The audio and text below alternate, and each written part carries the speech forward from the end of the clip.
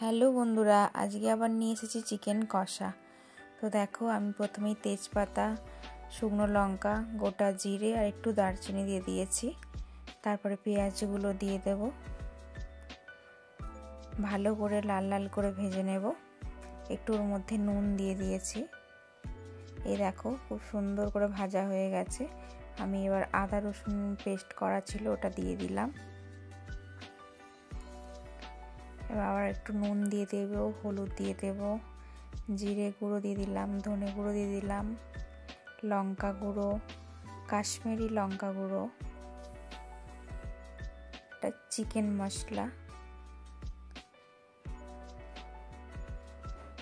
দিয়ে ভালো করে নাড়িয়ে নেবো। যখন দেখবো তেলটা ছেড়ে দিয়েছে মশলা থেকে, তো তখন আমি চিকেনগুলো দিতে থাকবো।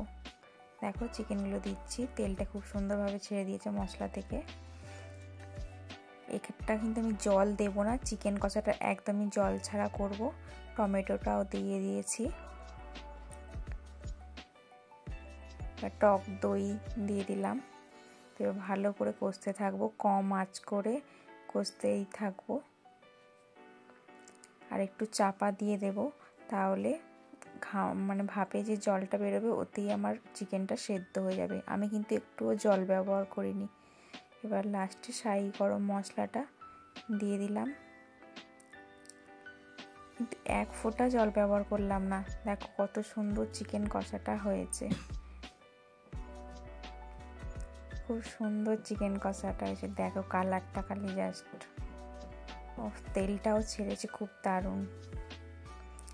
চলো টাটা, আবার নেক্সট ভিডিও নিয়ে আসবো।